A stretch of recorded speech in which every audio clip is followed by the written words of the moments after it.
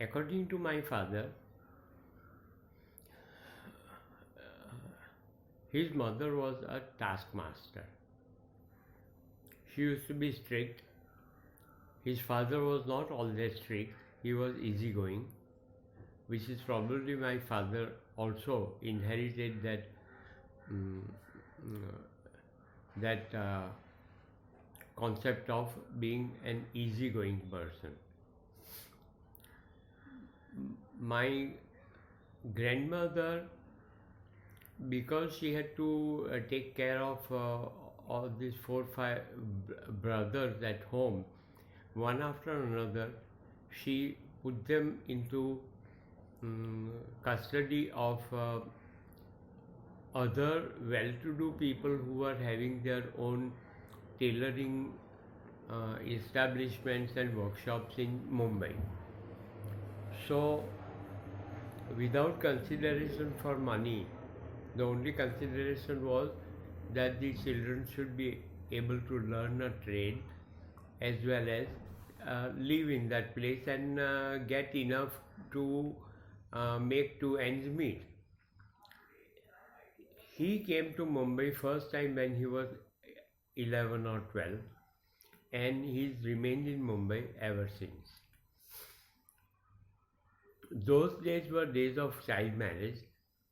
His um, marriage with my mother was agreed to by the parents of the girl and the boy both, and the marriage was solemnized sometime when he was like 13, 14 or so, and my mother came with my father when he had progressed into his job well so that he could take care of the lady at home.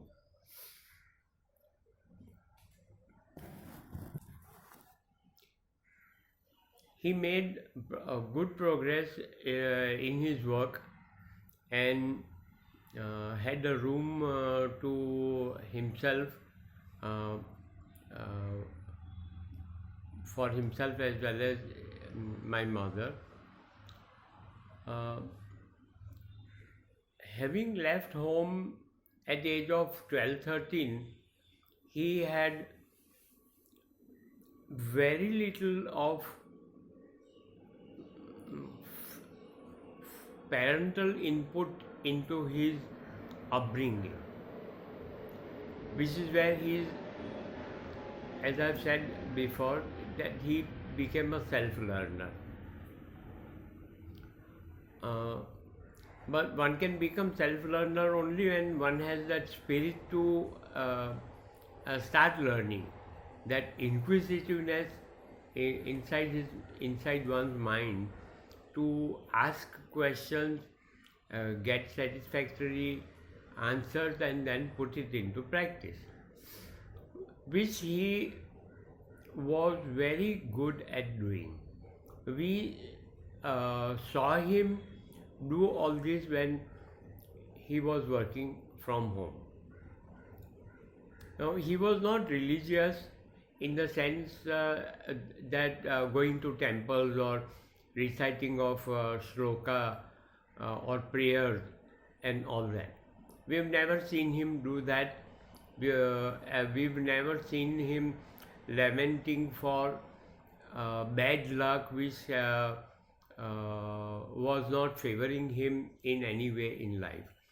And one thing that I can say after 50, 60 years of observing things around, that for somebody who has this kind of positive attitude towards life, nature provides everything more than what you ever expect. This, what I have said, everybody would experience this in their own way, in their own lives.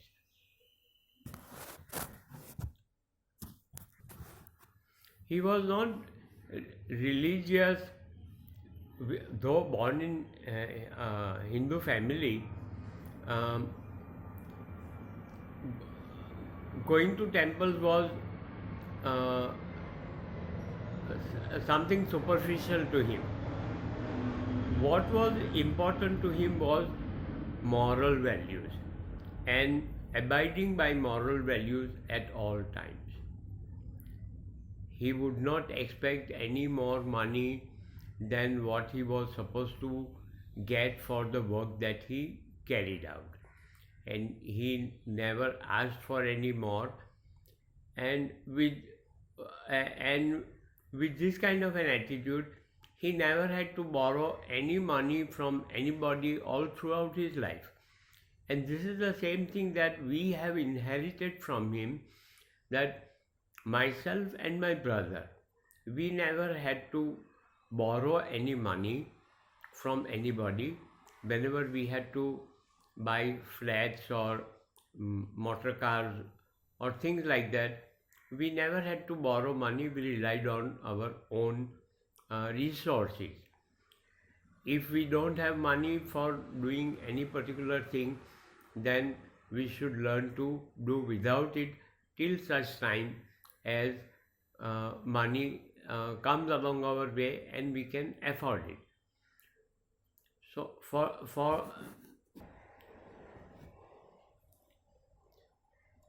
us during our growing up period, we were not fed with ready-made isms of various kind of godheads and all kind of deities to whom you should bow down and pray and ask for things in return for your prayers. This was something which was not palatable to him,